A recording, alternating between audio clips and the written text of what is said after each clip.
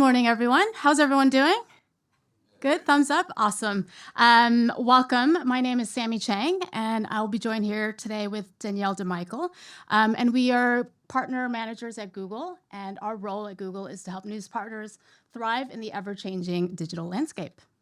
So we are excited to be here with you today. We want to showcase to you what's new from Google and also share with you products that you should really know about as a publisher. But before we get into that, I thought it'd be really helpful if I shared with you what our team mission is, which is essentially to help you thrive and to provide best-in-class products for you to actually propel your business forward. And in doing so, we want to make sure that we give you the tools necessary to create a successful and a sustainable business. And in doing so, giving you solutions that are open, transparent, privacy forward, and future thinking as well. Cool. So on that note, we have a few topics for you today.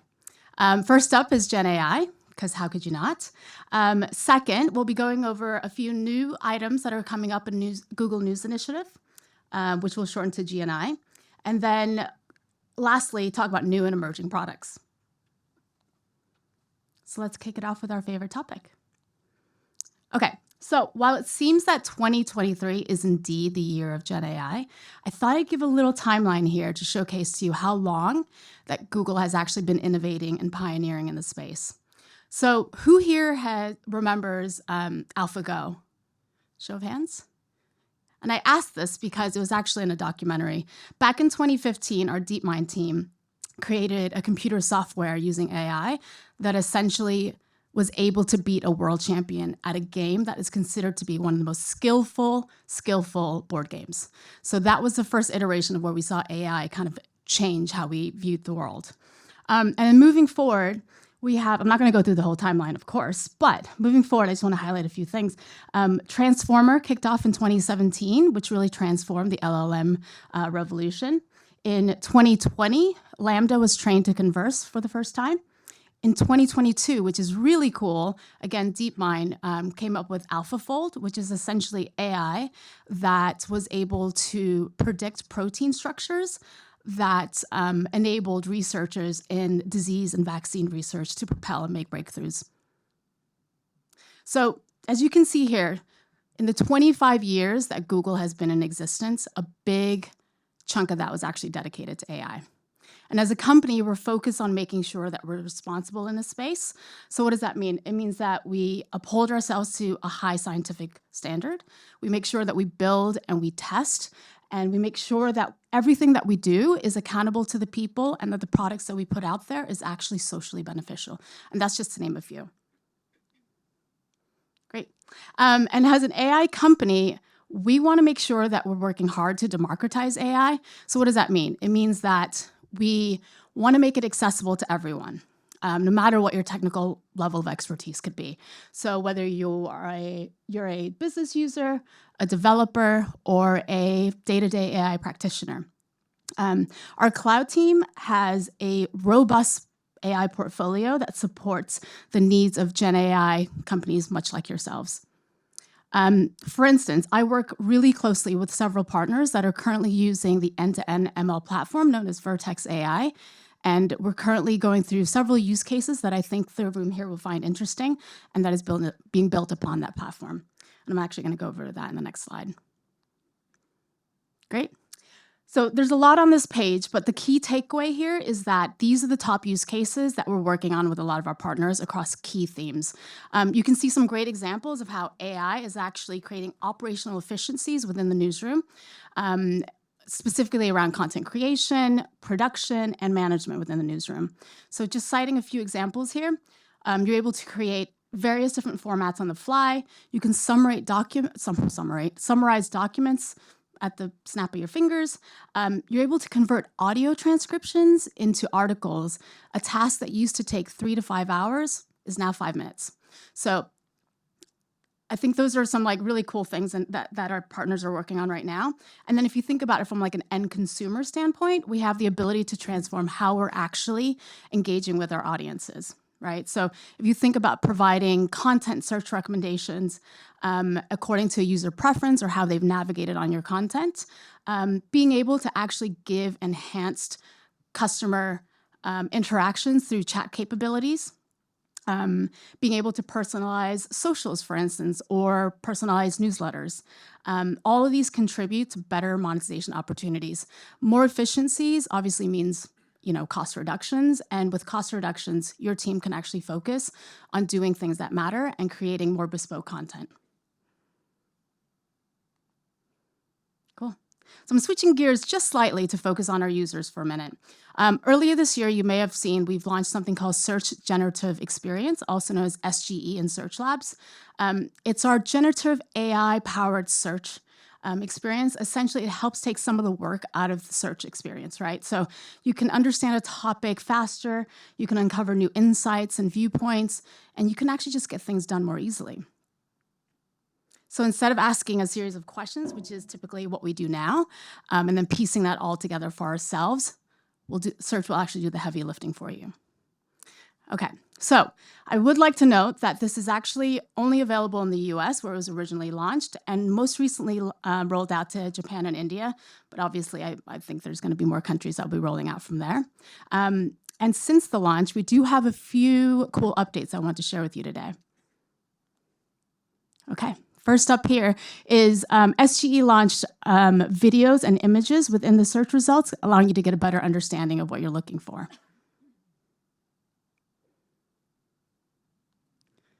Next, you're able to hover for definitions within the results. So in case you didn't know what a proton was. There we go. And this one's actually really exciting. It's called SGE while browsing. It's the most recent addition. So you're able to generate at the very bottom key points within the article without actually have to reading the whole article. So think about just getting the key points and takeaways from an article at the press of a button. There you see it. Good stuff. Okay. And then lastly, before I pass it off to Danielle, you may have seen in a blog post that we published back last week, late Thursday, in fact, that we are updating our web publisher controls to give our partners more control and transparency over how your content is actually being used for Bard and Vertex AI. So this is absolutely what we believe to be the right move forward. And we're launching something called Google Extended, which is what that control will be. We do think that essentially this is the important step in terms of providing that transparency and control. And we're committed to obviously exploring additional approaches as we move forward. Cool. And keep in mind, this is obviously emerging information, very new, just launched last Thursday, available now, but we will be around after the session if you guys have any additional questions. So in the last few minutes, I've done a lot talking about overall Google, what we're doing in the AI space. Once I pass it over to Danielle, she'll actually be zooming in a little bit more and going over some of the products that are new and emerging that you guys might be interested in. Cool. Thank you. Great. Thanks, Sami. Hi, everyone. It's great to be here with you. What an amazing space this is as well. I never knew this was here. So just to move us on from the ever hot topic of AI, as Sami says, I'll go over some of the work that Google is doing with the news industry, and also a couple of new products we have, which you might find interesting. Okay, let me just. Cool. Okay, so Google News Initiative. So Google News Initiative is a program I'm sure at least a few of you have heard of. Google News Initiative is also a mouthful, so I'm going to call it GNI from now on. So GNI is essentially Google's collaboration with the news industry.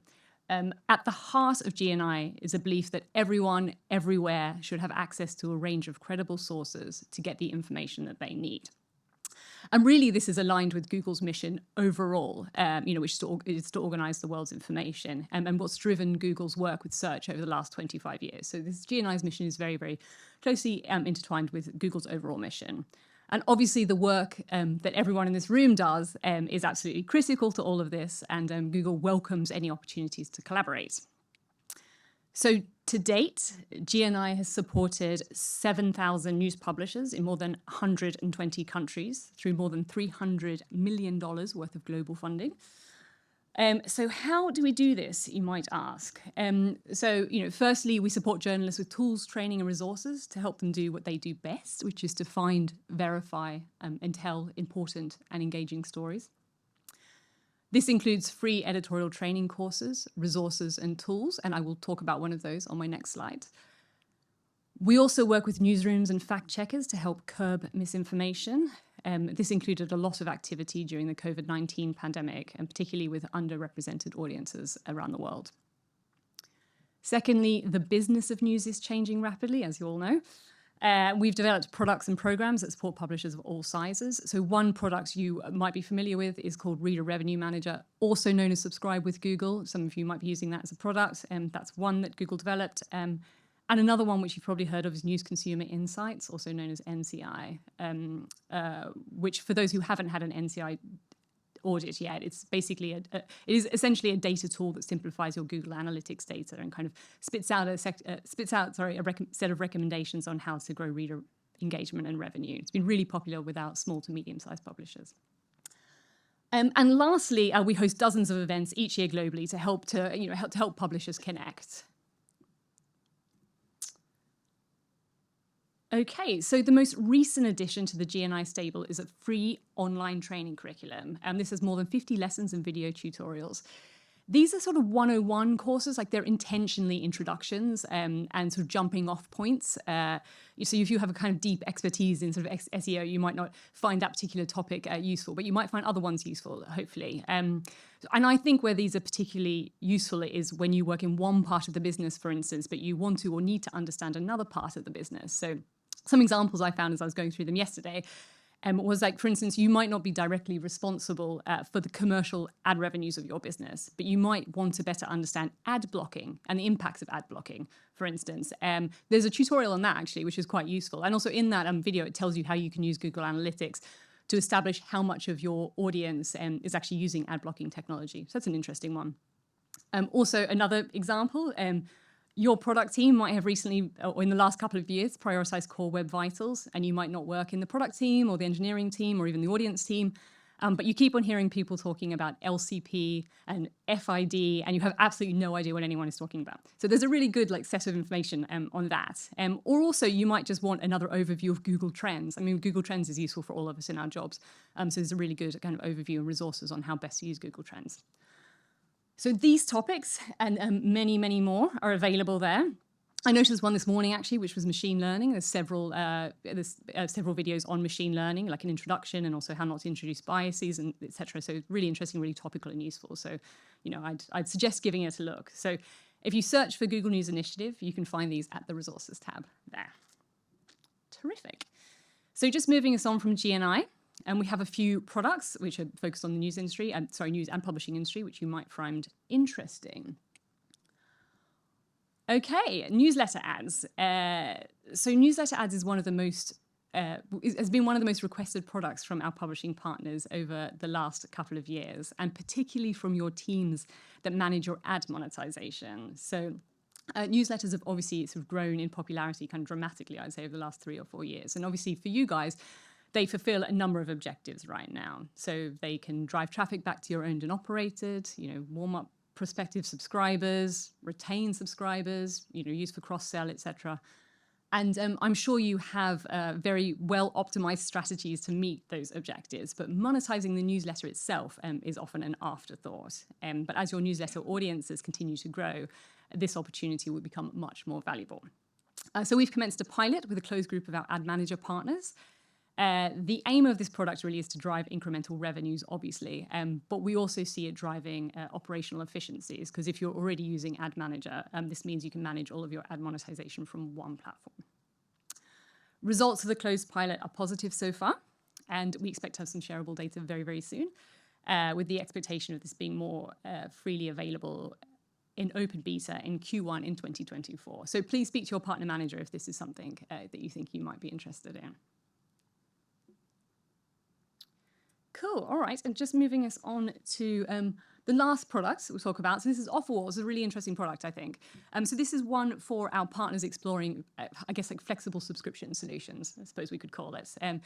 So we hear from publishers that they would like to better monetize the 98% plus users that drop out when faced with a subscribe or leave paywall. So people who just bounce off that. So Offerwall lets you do that by presenting your users with a choice on how to support that publisher. So this is, you can sort of see this in the first screen over there. So perhaps you have an engaged reader who is interested in reading a particular article or section or edition. They're engaged, but they're not ready to subscribe yet. So Offerwall presents that user with options. So for instance, looking at the second one here, they could view a rewarded ad. They could view a rewarded ad and then get access to the site for 24 hours. They could take a quick survey, tell us about their interests, obviously helping to improve ad targeting. Or they could make a time-based micropayment to get access to the site for a period of time. It's a really interesting development, I think. Small caveat that that's sort of US only at the moment, but we expect it to roll out in Europe soon enough. You might be wondering how this works with your subscription messaging. Essentially, you can choose how all of that works and how that looks. It's a very flexible solution. So perhaps your subscription sits alongside the other monetization offers. So on that first screen, it would just be another one in the list.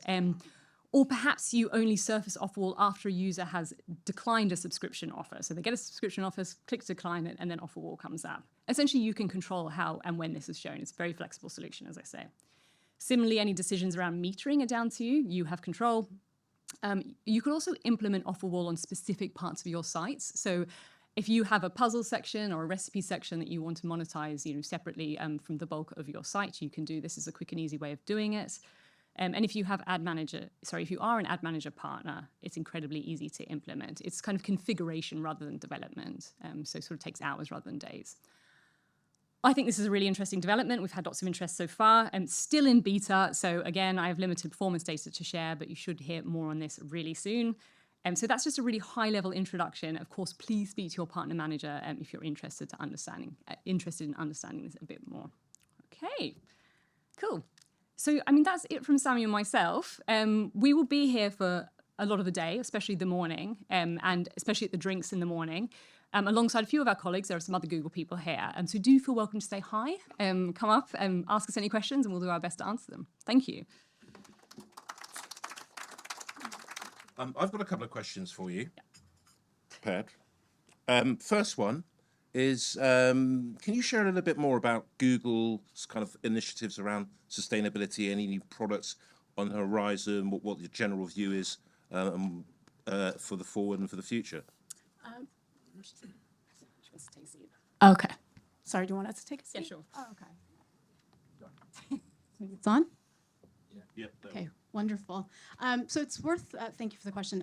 It's worth noting that Google as a company actually has an overall goal of being net zero by 2030 across all of our different value business areas. So, and with that in mind, it's funny because originally when I heard it's 2030, I thought that was so far away, but that's actually only 6 years away. And we're building sustainability into a lot of our products already. So some of the stuff that's you're using day to day and that you might not even think about. So for instance, with Google Maps, it often offers you a more energy efficient route. With Nest, they often offer efficiencies within your home that you can optimize upon. With Google Flights, for instance, there's carbon footprint that's kind of showcased within each of the flights that you're kind of searching. And then interestingly, we are also building products for our partners to have them get a better understanding of how their sustainability value is within their own company and based on their goals. So something that just recently soft launched is New Sustainability Lab, which is a massive research effort that essentially empowers partners like yourself to have tools at hand to better understand what areas you need to work on to be more sustainable as a company. There's also something from the cloud team, I believe it's called Cloud Footprint Tool, maybe. I'll have to fact check that one. But it's the same thing. So anybody who's a cloud partner will also have access to this tool, and it does exactly that. So it helps you better understand exactly what your carbon footprint is on your usage within cloud. And then I think maybe another example that kind of zooms out a little bit into more of a aid perspective, we launched something at the end of 2022 that's called Flood Hub, which essentially empowers government and aid organizations to have, I guess, more forewarning when there's like a flood that's going to happen up to 7 days, in fact. So they're going to be, I guess, more readily prepared for that.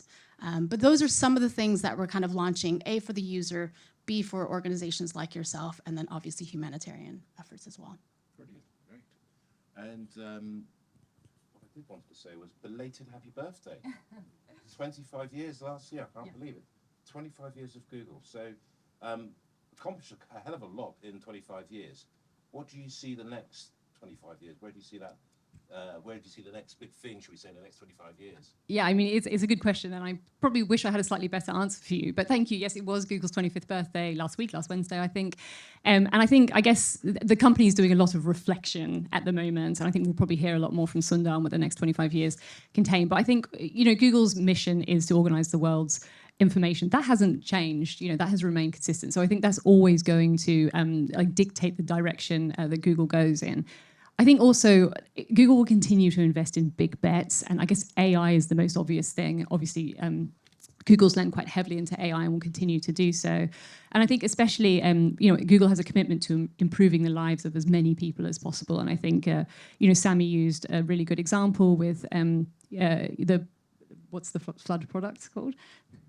Flood Hub, thank you, and sort of crisis moments, but also in terms of medicine and science, I think Google will continue to use AI to lean into that. But I think Google has a lot of shared values with the news and publishing industry, and I think especially those two commitments I just talked about, and I think that Google will definitely continue to lean into its partnership with news and publishing, and find as many collaboration opportunities as possible. Thank you so much. And you're going to be here right for the most of the day. So you'll be able to meet up if anybody would like to ask any questions one-to-one. Perfect. Danielle, Sami, thank you very much. Thank you.